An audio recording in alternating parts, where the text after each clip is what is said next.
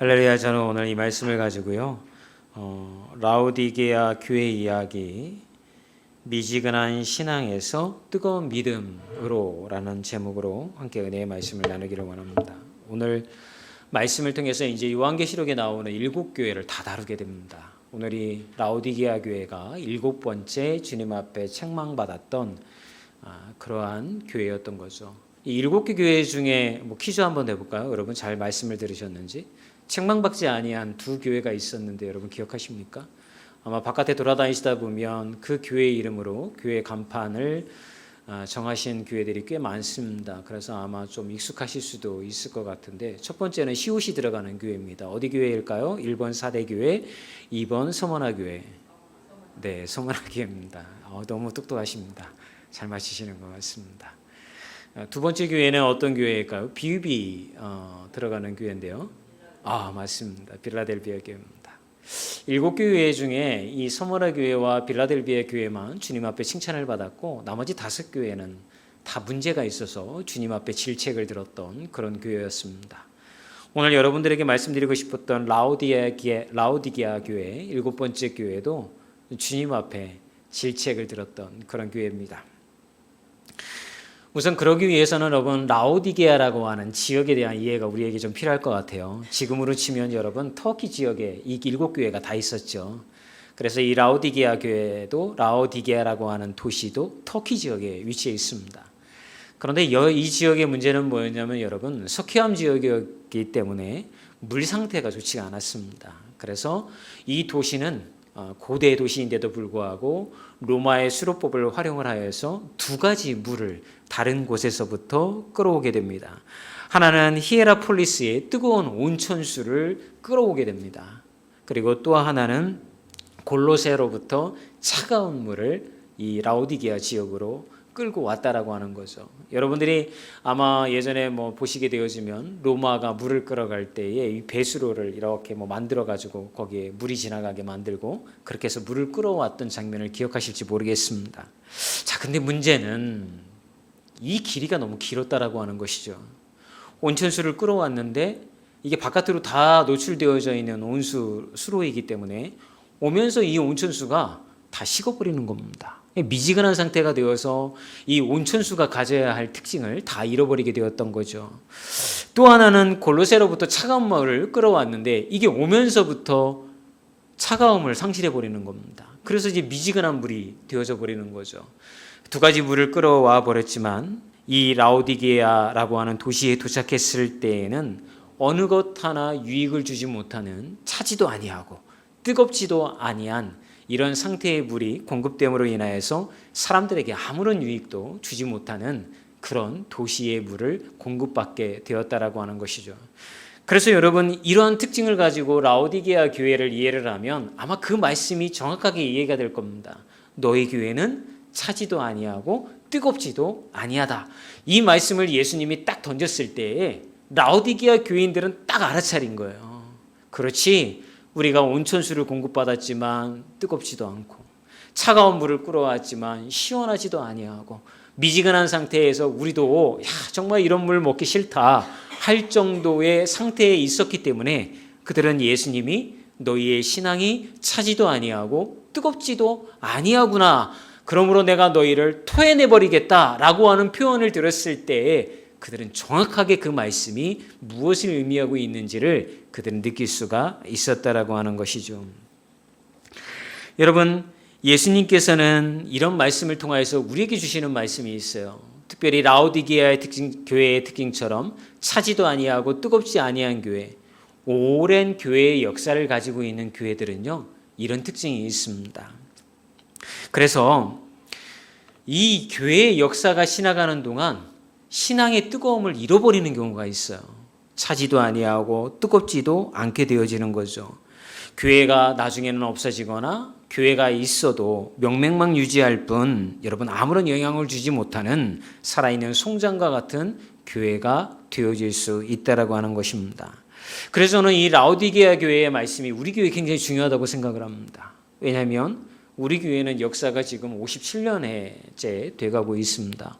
100년이 넘었습니다. 모든 나라가 역사에 굴곡이 있는 것처럼 여러분 교회도 흥망성쇠가 있습니다. 그런데 교회가 그 차가움이나 뜨거움을 잃어버리게 되어지잖아요. 그러면 교회는 명맥만 유지하거나 없어져 버리게 되어진다라고 하는 것이죠. 그래서 저는 우리 교회가 그런 교회가 되지 않기를 오늘 말씀을 통해서 소망해 봅니다. 여러분 우리 교회는 차갑거나 뜨거워야 됩니다. 만약 여러분의 신앙이 미지근한 신앙이 되어졌다고 한다면 다시 오늘 말씀을 통해서 회복이 되어져서 신앙의 열정이 회복되어 우리 교회도 여러분 라오디게아와 같은 교회가 아니라 주님 앞에 칭찬받는 교회로 변화되어졌으면 좋겠고 뜨거운 열정의 믿음이 살아나는 교회가 되었으면 좋겠고 여러분의 신앙도 평생토록 신앙생활하면서 이제 신앙생활 이 정도 해보니까 그냥 신앙생활 한다라는 게 너무 익숙해져서 미지근한 신앙생활을 하고 있는 분들이 계시다고 한다면 여러분 오늘 말씀을 통해서 신앙에 대한 열정이 다시 회복되어지기를 주의 이름으로 소망해 봅니다. 여러분 오늘 계시록 3장 15절의 말씀을 보면 라오디게아 교회에 대해서 한마디로 이렇게 표현하고 있는 것을 우리는 볼 수가 있습니다. 한번 읽어볼까요? 시작. 내가 내 행위를 아노니 네가 차지도 아니하고 뜨겁지도 아니하도다. 내가 차든지 뜨겁든지 하기를 원하노라. 라오디게아 교인들과 교회의 영적 상태를 바로 표현하고 있는 거죠. 여러분 미지근한 신앙이라는 게 도대체 뭘까요? 어떤 신앙의 모습이 우리 안에 나타나면 내가 신앙의 열정이 사라지고 미지근한 상태로 신앙생활을 하고 있다라고 진단할 수가 있을까요? 그것은 다른 게 아니라 하나님과의 관계가 소홀해지는 것입니다. 외형적으로는 여러분 주일날 되면 교회에 나옵니다. 예배에도 참여합니다. 헌금도 잘 할 수 있습니다. 그죠? 그런데 앉아 있는데 말씀이 귀에 들어오지 않습니다. 그러면서 이런 생각을 하는 거죠. 우리 목사님 말씀이 지루하네. 목사님이 요즘 열심히 설교 준비를 안 하시는 것 같은데 옛날에 그 열정 있는 설교가 아닌 것 같아. 뭐 이런다든가. 아니면 요즘 목사님 책을 잘 안 읽으시나? 왜 이렇게 설교가 요즘 나한테는 지루하게 들리지? 사랑하는 여러분, 콩 심은 데 콩 나고 팥 심은 데 팥 납니까? 아니죠. 여러분 하나님의 말씀이 떨어져도 여러분의 심령의 상태가 온전하게 주님 앞에 되어 있지 않으면 그 말씀의 씨앗이 뿌리를 내지 못하는 거죠. 결국 미지근한 신앙이라는 것은 어떤 신앙입니까? 모든 형식적인 모습은 신앙생활을 잘하는 것 같지만 그 마음의 중심에 하나님이 없는 것입니다. 그런 상태에 있는 사람들의 그 어떤 영적이나 특징은 뭐냐면 마음이 늘 공허합니다. 그리고 늘 불안합니다. 하나님이 나와 함께 하신다라고 하는 말씀을 들어도 그뿐이고 돌아서면 불안합니다. 뭔가 인생에 큰 걱정이 없는데도 불구하고 삶이 공허하고 자신이 무엇을 위해서 살아가는지를 그 마음 가운데 두지 못하기 때문에 하루하루의 삶이 지겹게 느껴지게 되어지는 것이죠. 이런 상태에 있는 사람들은요, 믿음이 있는 것도 아니고 그렇다고 믿음이 없는 것도 아닌 상태를 나타내고 있는 것입니다. 그런데 이 미지근한 신앙에 머물러 있는 사람들을 향해서 주님은 뭐라고 이야기하고 계신가요? 계시록 3장 16절에 이렇게 얘기하고 계십니다. 같이 읽어볼까요? 내가 이같이 미지근하여 뜨겁지도 아니하고 차지도 아니하니 내 입에서 너를 토하여 버리리라.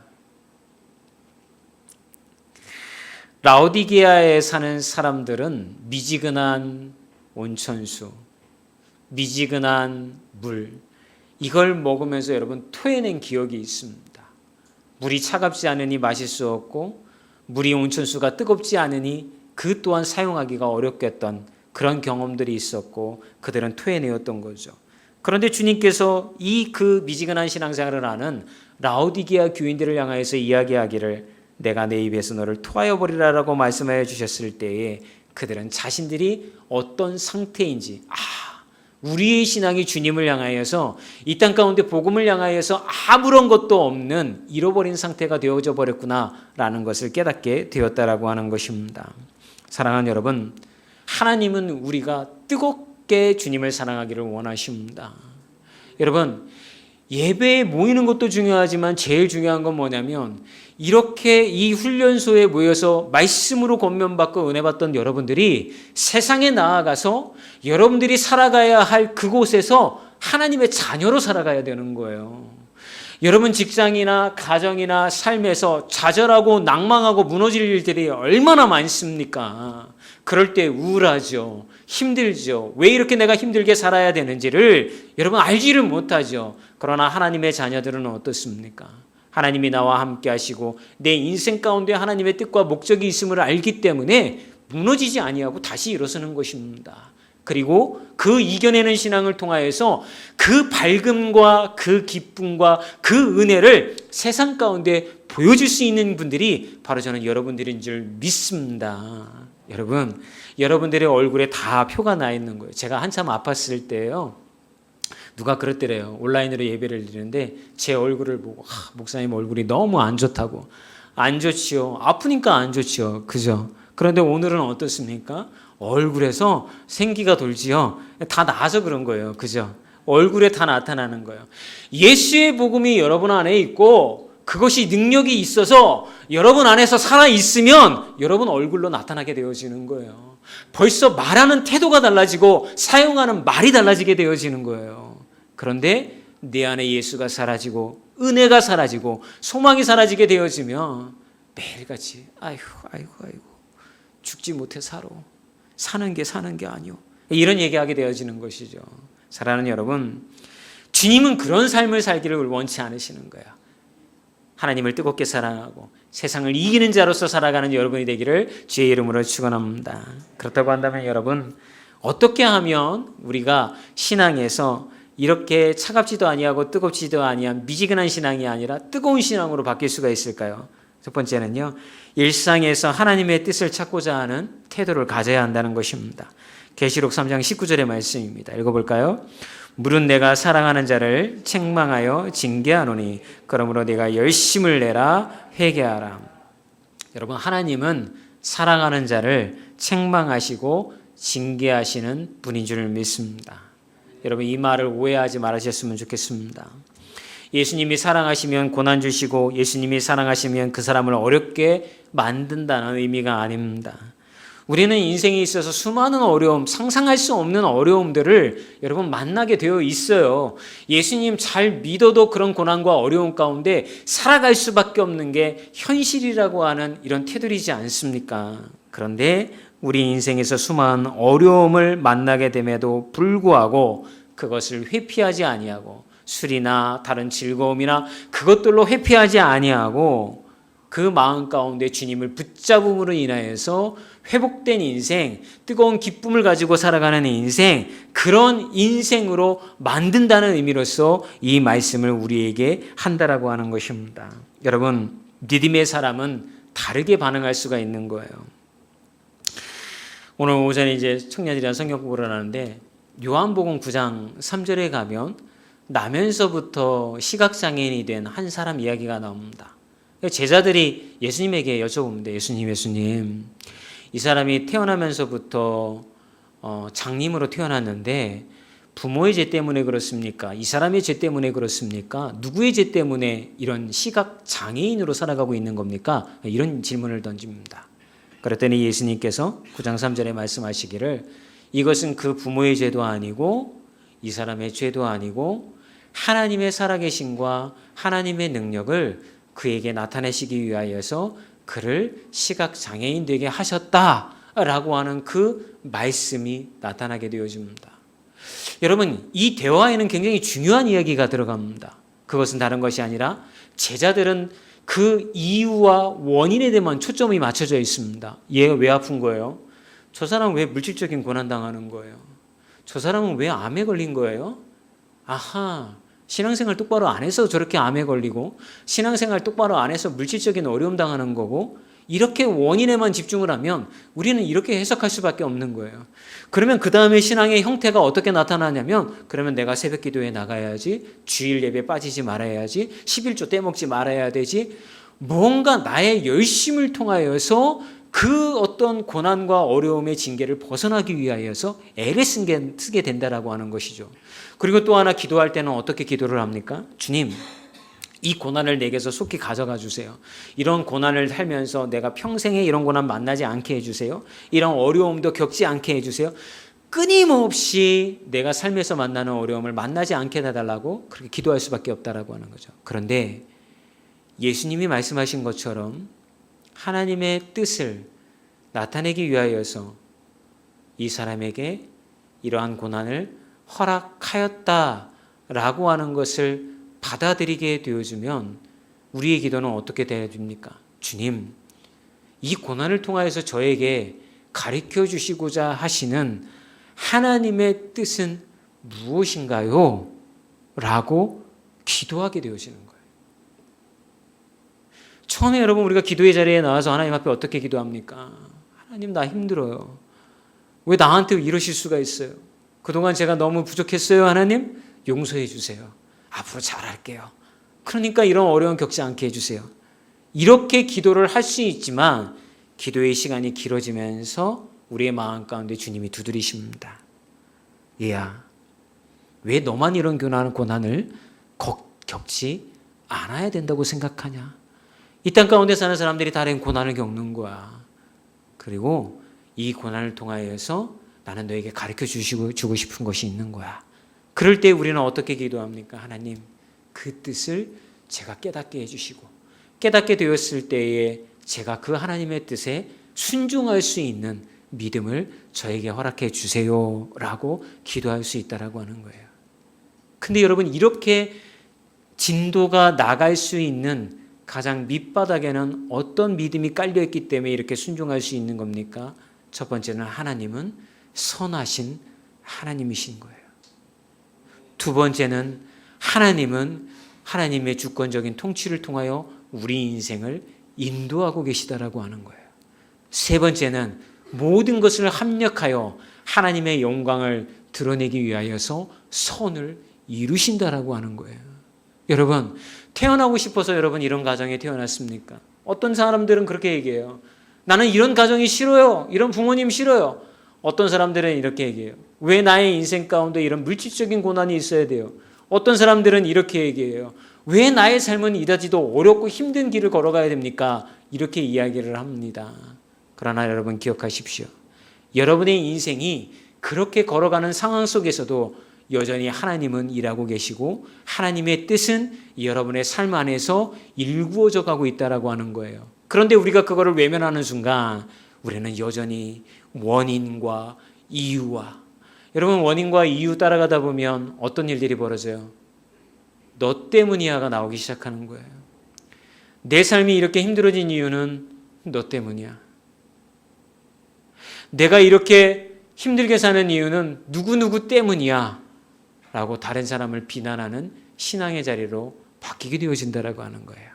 그러나 하나님의 선하신 뜻이 있고 계획이 있다라고 하는 생각이 된다고 한다면 비록 나의 생애를 통하여서 내가 남들처럼 누리지도 못하고 어려움을 겪는 인생이다 할지라도 분명히 그 안에 하나님의 선하신 뜻이 이루어져가 열매를 맺는 일들이 나타날 것이라고 하는 기대감이 우리로 하여금 믿음의 길을 굳건하게 걸어갈 수 있게 하는 줄 믿습니다. 죽으로 유명한 본죽이라고 하는 회사 잘 아시죠? 여러분 조금만 바깥에 나가면 본죽 식당 많이 있습니다. 비빔밥과 죽을 이렇게 많이 팔더라고요. 근데 이 본죽이라고 하는 회사의 최복이 이 대표가 나와서 간증을 이렇게 합니다. 이 양반이 옛날에도 신앙인이었어요. 근데 그 IMF 전후로 해서 하던 사업이 폭삭 망합니다. 그럼 완전히 망하고 거지가 됐는데 이거 어떻게 해서라도 이제 먹고 살아야 되니까 남편이 그래도 이제 자기가 나가서 돈을 벌어오겠다고 숙대 앞에 가서 그 호떡 장사를 합니다.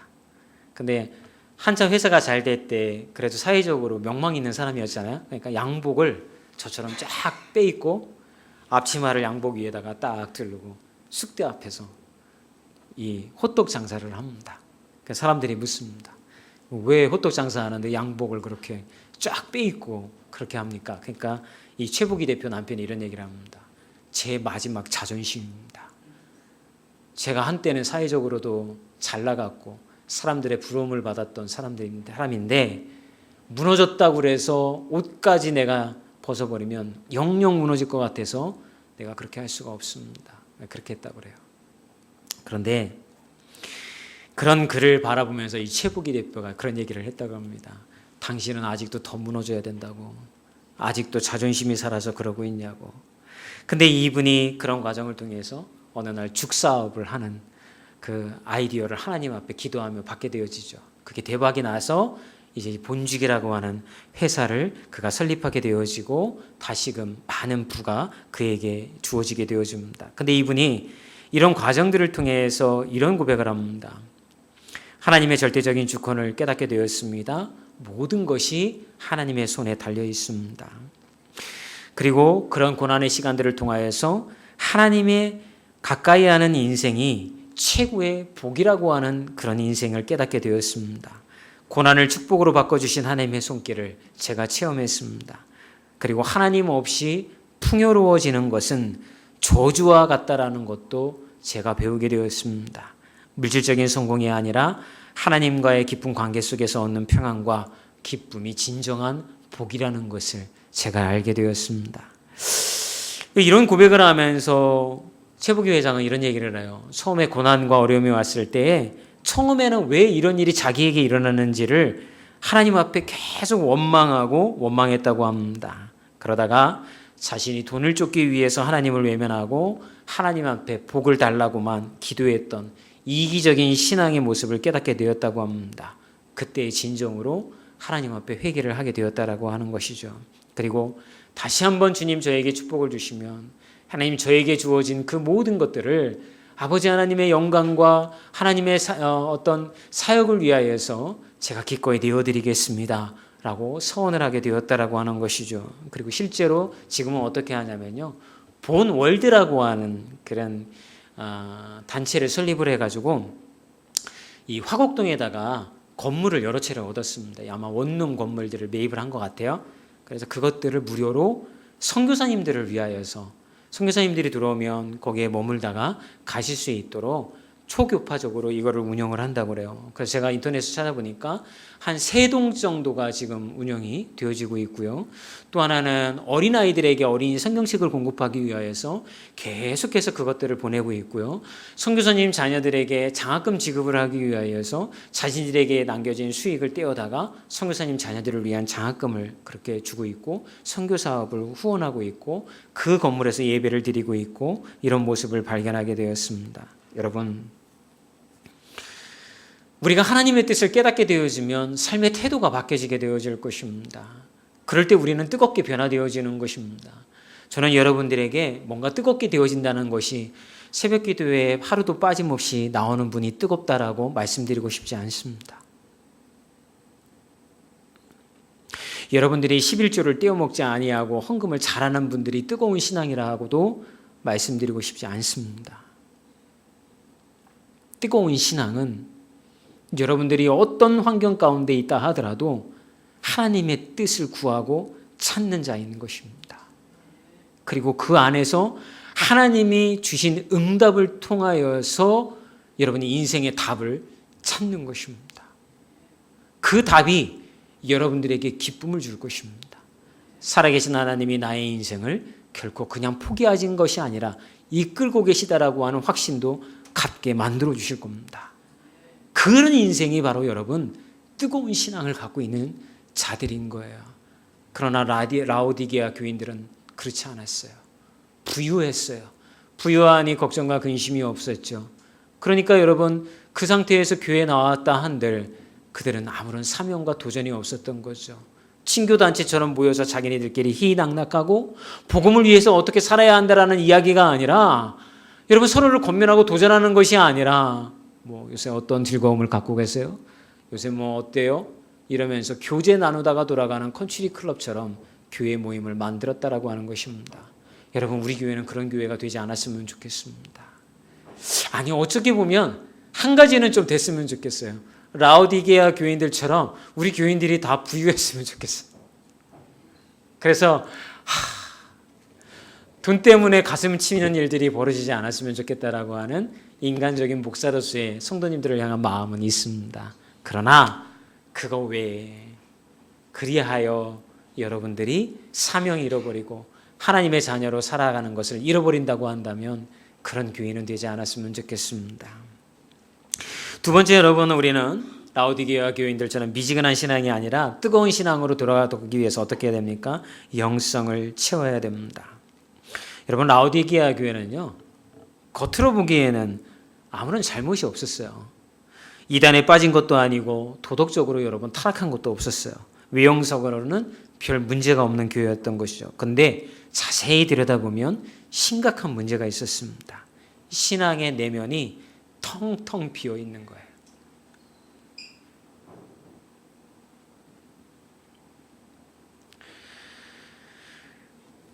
육신에 속한 신자로 산 거죠. 텅 비어 있으니까 현실적인 문제에만 매달려 있는 거죠. 한마디로 성령 없이 살았던 사람들이라는 것입니다. 계시록 3장 17절에 그래서 이렇게 주님이 얘기를 합니다. 보실까요? 내가 말하기를 나는 부자라 부유하여 부족한 것이 없다 하나 내 공고한 것과 가련한 것과 가난한 것과 눈먼 것과 벌거벗은 것을 알지 못하도다. 참 여러분 의아스럽지 않습니까? 라오디게아 교인들이 스스로 말하기를 자기들이 부자라고 이야기를 합니다. 실제로 그 도시는 안약이 생산되어지는 도시였고 또 모직이 생산되어지는 옷이 생산되어지는 지역이기 때문에 굉장한 부를 축적을 했습니다. 그래서일까요? 부족한 것이 없다고 이야기합니다. 그런데 주님이 그런 삶을 살고 있는 그들을 향해서는 차지도 뜨겁지도 않은 미지근한 신앙이다라고 책망하셨다라고 하는 거죠. 그래서 이게 뭘 얘기를 해주고 있는 걸까요? 주님은 생각이 다르시다라고 하는 거예요. 여러분, 우리가 원하는 건 뭐예요? 부자 되어서 부족함이 없는 인생을 사는 게 여러분 우리 기도 제목의 99%잖아요. 그죠? 아닌가요? 저만 그렇게 생각하시나요? 여러분, 대부분의 신앙인들이 주님 앞에 나와서 무슨 기도합니까? 돈 얘기하고 건강 얘기하고 자녀 교육 얘기합니다. 어려움 없게 해달라고 그런 기도하다가 돌아갑니다. 그런데 그런 우리가 원하는 모델로 삼을 만한 그런 축복받은 인생을 살고 있는 라오디게아 교인들을 향해서 주님이 뭐라고 하냐면 내가 너희들을 퇴배할 정도로 역겹다라고 이야기하고 있는 거예요.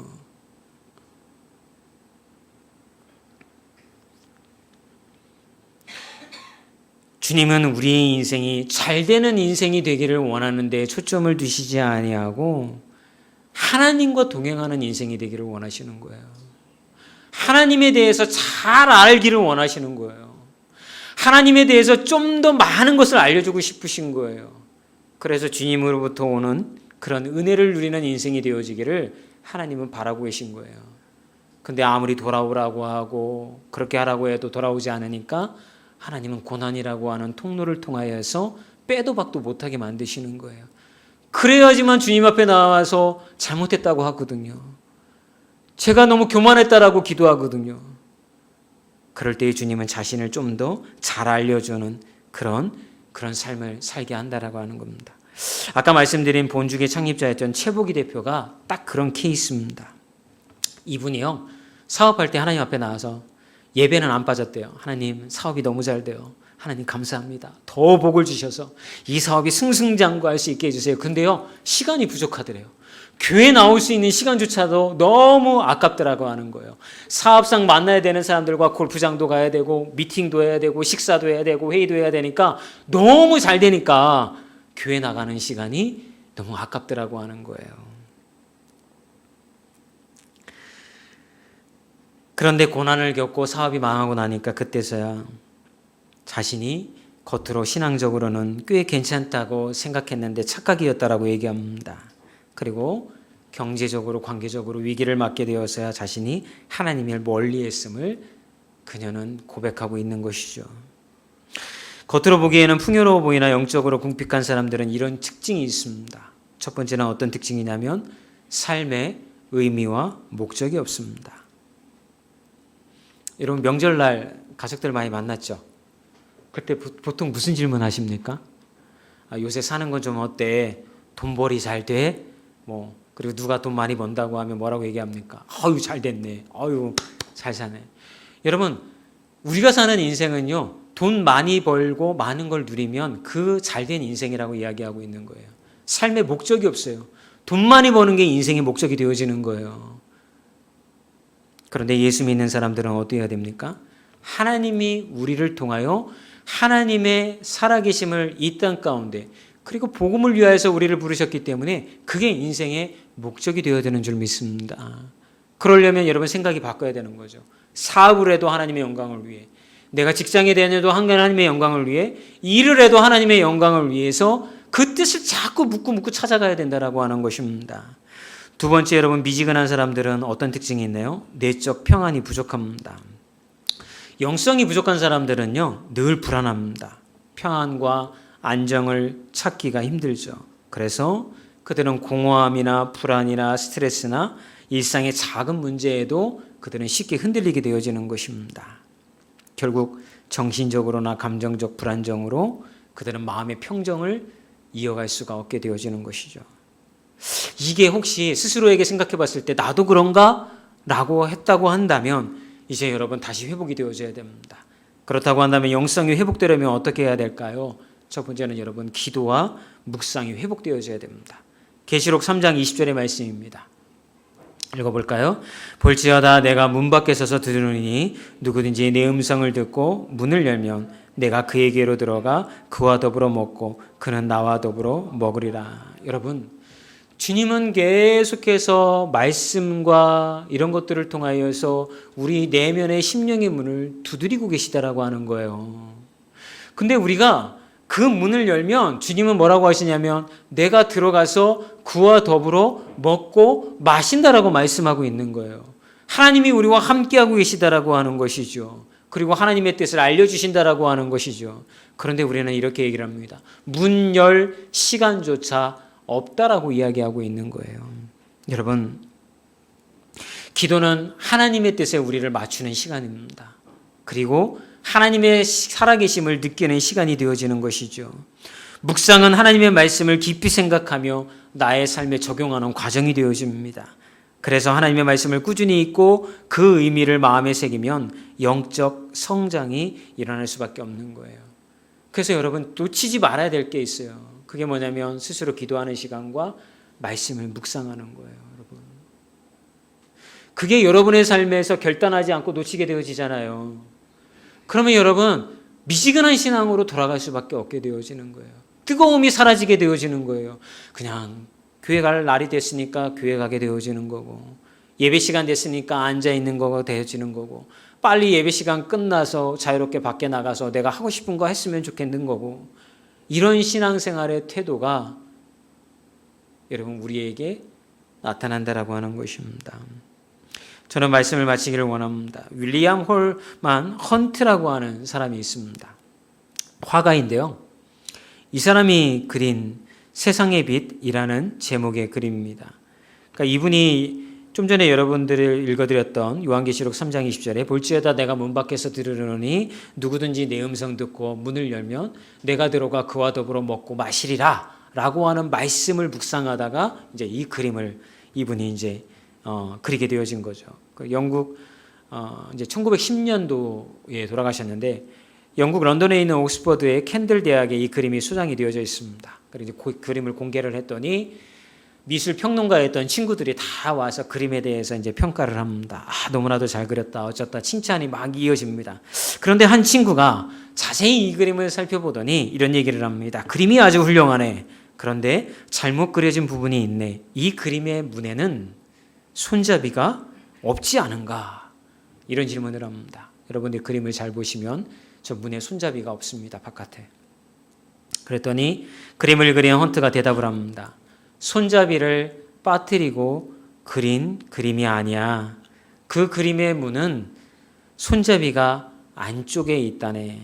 안에서 열어야만 열리는 문일세. 즉 내 스스로가 안에서 열어야만 열리는 우리의 마음의 문을 그린 거라네.